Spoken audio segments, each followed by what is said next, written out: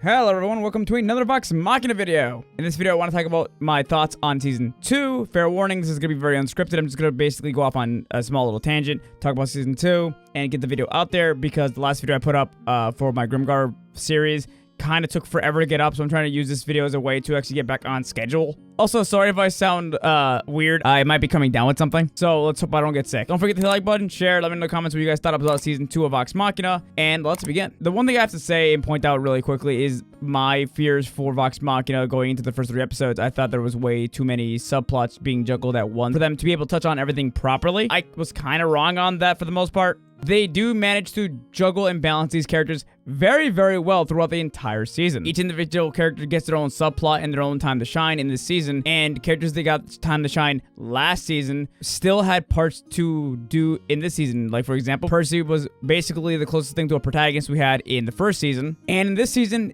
due to the fact that he's essentially done with his arc, he's essentially more used to push the other characters forward and support them. Percy in this season is actually used very well throughout the season to help push Vex and, to an extent, Vax forward as characters. He's also uses the brains of the party, and he does actually show that he has regret on what happened in Season 1, so he tries to make it up to the rest of his team by using his nobility and his intelligence to help his team forward. You see him do this quite a lot throughout the season, especially when they're in the Fey Realm. And overall, Percy comes off as being a really good boy this season, and I really love him. They have also set up a lot with him and Vax having a romantic relationship later in the future. And speaking of Vax, her character arc is essentially her try to move past her daddy issues. I think what they're trying to do is actually make it so she does not care about her father's opinions of her, which is actually something I hope they do actually go with. Because by the end of her arc, she does say that she's not ready to confront her father, and I hope what happens is she just doesn't care about confronting him anymore because he's not someone worth giving her attention to. So growing her self-worth would be a really interesting way to take her character. And also her basically flat out admitting that she's in love with Percy is actually a really nice moment too. And what makes it funnier is the fact that her admitting that she loves Percy in this moment is actually ultimately what breaks the spell on her and eventually gets her the new bow that gives her an absurd amount of power. We talk about how incredibly scary it is to have a ranger on a fucking broom.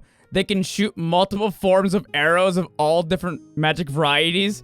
Like, Vex is absolutely terrifying this season. I also really do like how in this show, the characters do not stay the same. Vexalia essentially is treating Kiki a lot better than she did in Season 1 now, and she actually helps push her relationship with Vax a little forward. Vexalia straight up tells Kiki that she knows that she cares about him, and she kind of implies that her brother cares about her too. She's basically just saying, yeah, go for it, essentially. And that's something I do really love about Vox Machina. These characters do slowly, incrementally change. Yeah, they're not completely changed. Their characters are still fundamentally the same, but they do have small character changes and the way they treat each other. Then there's Kiki. If I had to pick any subplot in the season that's probably kind of a low point, I would say Kiki's, but that's just mostly me nitpicking, mainly because her subplot episode kind of came out of nowhere. It was kind of more like, oh, my family's over there. Let's go help them. Okay, cool. Here's a power-up. Yeah!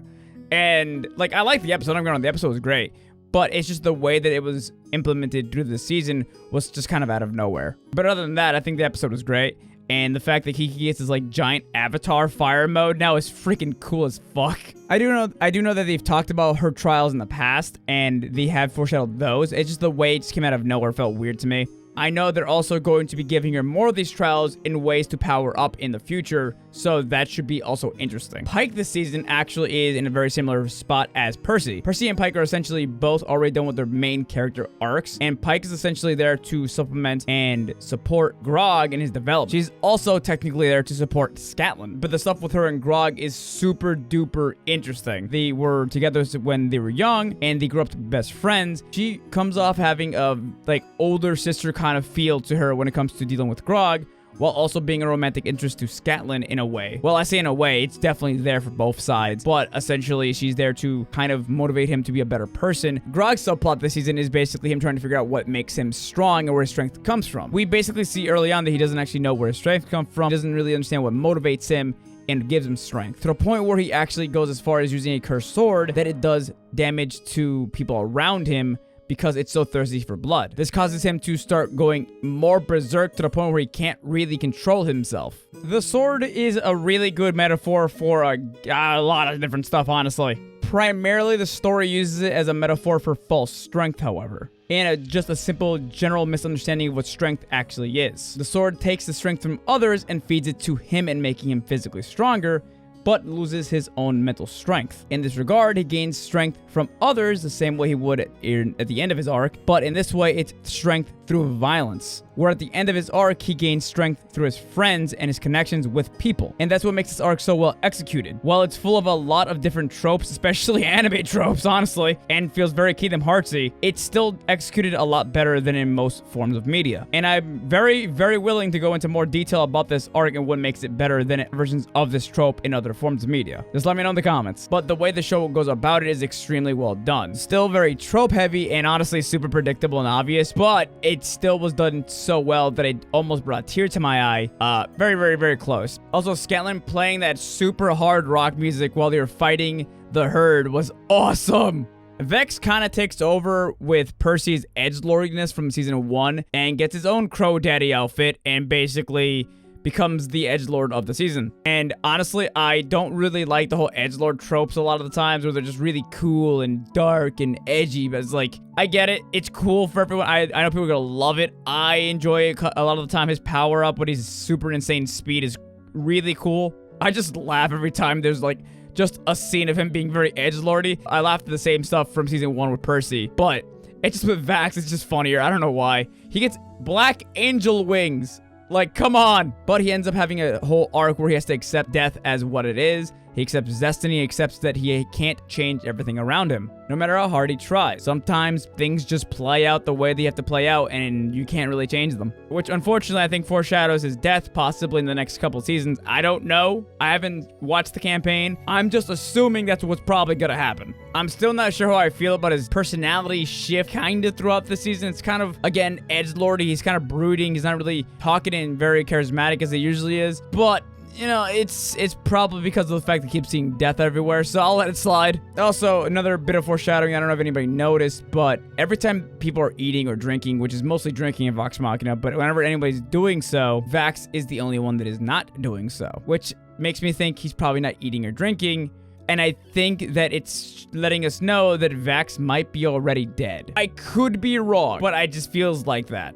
And finally, Scanlan, which is probably the most interesting character change throughout the season, takes a serious look at himself a couple times throughout the season. We see that he actually really wants genuine love and affection and to be together with someone, but due to his personality flaws, he cannot stay on a good committed relationship and he keeps womanizing throughout his entire life. And he starts to realize that he really wants to be with someone when he talks to the second Sphinx about love and how love feels and how he wants to be with people. He just can't seem to get it right. We know that he definitely is honest and being very true here because his song was very much from the heart to the point where it made the Sphinx actually cry. And it all comes together when his own daughter finds him and he cannot even remember the name of the woman that the daughter came from.